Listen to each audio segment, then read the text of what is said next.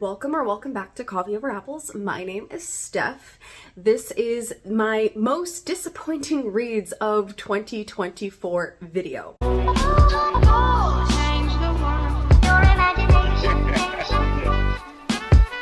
It could change the world.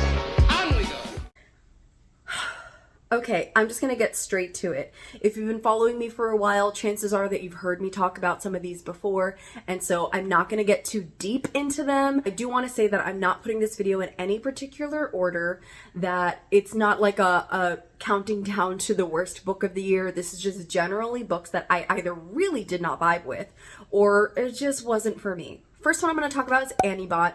I did not like Annibot. I gave this 1 star. What it does with the story about a robot who is being abused doesn't go far enough for me. I feel like it does touch on like surface level discussions of domestic abuse, and we see her getting abused, and like I feel like a lot of people can pull out of this how horrible domestic abuse is, but the way that it's resolved was not satisfying to me in the least. If anything, I feel like it tried to eventually show that the guy who was abusing her was turning a leaf, but like that to me is not necessarily realistic. I didn't see any justification for that, or to show that it can kind of be like the cycle or wave of like he's doing it to get something out of her. It was just really weird.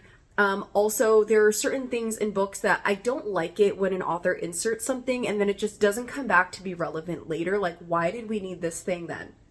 So for example, the robot Annie is based off of this rich guy's, the guy who's her husband, her abuser.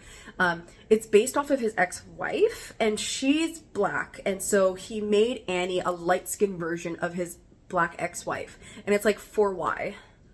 For what? What was the reason for that? Like, are we gonna circle back to him being racist? Like, what is up with this? And is she gonna come and say something? And it was just, it kind of didn't really do anything for the story. So I was like, why is this here?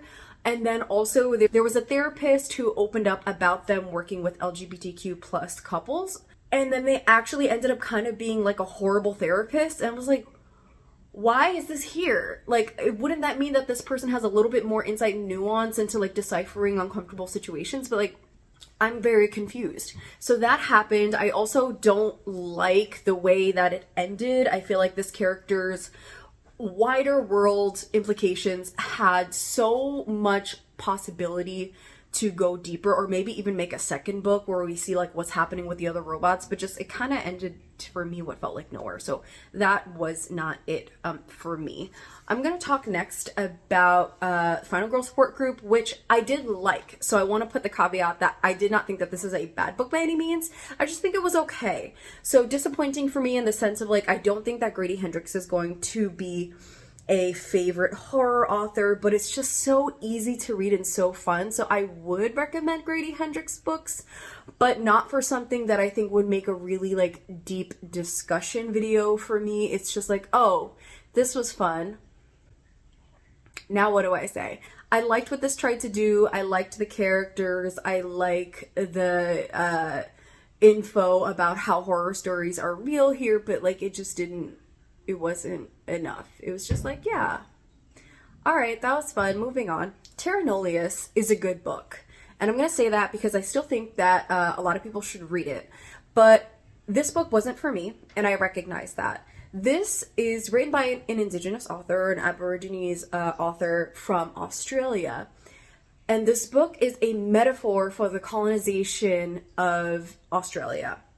However, the way that it's written, I think, is for people to be able to empathize with the characters and to ultimately see, once we get around to the revealing of the metaphor part, how it's a metaphor, that hopefully it makes people want to think more deeply about this topic. But I already think deeply about this topic, so I kind of feel like the person who this book is for is someone who doesn't really relate to oppressed peoples or doesn't think about it too often and is like, maybe you should be thinking about it.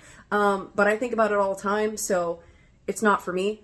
And also, for a book that's about Aboriginal peoples of Australia, there are no Aboriginal peoples of Australia, which was clearly a decision, but I wasn't really a fan of that. I'm very sad to say that this is my least favorite Nick Cutter book that I've ever read. Even though I really like the horror, and like I will still say like I loved the horror part of this, but just he doesn't do commentary on social issues probably well at all. After this, I don't have trust for that in him. I just have trust in like the way that he writes horror vibing for me. But it was trying to explore things around like women, the weight that women carry in society, and I don't think that that part was done well at all. So I would not recommend this one. Even though I had fun with the horror, I still would not recommend this one. Do You Dream of Terra 2? I didn't vibe with this. And the reason I didn't vibe with it is because I didn't really understand the choices that the author made. They had young characters for a situation that seemed really serious, and because the characters were so young, I feel like the situations that they found themselves in just didn't really make sense, because if they were slightly more emotionally mature, we wouldn't be in the situation. So I would have just made the characters older, even if it was like a little bit older, like just 2 or 3 years older. I feel like the story would have been so different because it focused so much around their angst, and I was kind of bored with that. Also, where the book was going in the end, I felt disappointed with. I honestly did DNF this. I DNF'd it, maybe like 3/4 of the way through. And then I just kind of spoke to some friends who filled me in on the end. And I was like, yeah, I'm glad I didn't finish that, because I wanted this book to go somewhere, and it clearly had no intention of going there. And I would have been mad. I would have been salty. This is the hot take of the day. I have about 20 plus hours of footage on my channel talking about the Stormlight Archive. I'm not including book 1 because honestly for me that's probably the better one out of the series. I've been doing critical reviews for almost a year now, and all I'm going to briefly say about why I don't like this series is because it is this really immense magical world that Brandon Sanderson has written that is based around themes and metaphors for like racism, colonialism, slavery, oppression, you know, the treatment of indigenous peoples, and all of those important things eventually fall to the wayside and are replaced by the magic and discussions of magic in order to benefit the main characters, which are of the oppressing body, and characters who I think fit into those oppressed narratives are not used in ways for me that feel very satisfying. And the things that I would like them to say are usually shut down or moved to the wayside to make place for the magic. And so it's just not being handled in a way that feels comfortable for me. In fact, I feel very uncomfortable with the way that Brandon Sanderson is handling these topics. And I have a couple more videos coming out about it as I read book 5, but this is going to be it for me after book 5. I'm not continuing the Stormlight Archive. And if you want to know more about that, I'll link the videos so you can go watch them. If you want to support my channel, I have links down below. I have a Patreon and other things that I do where you can join me. I post videos whenever I feel like it. Thanks for watching. Bye!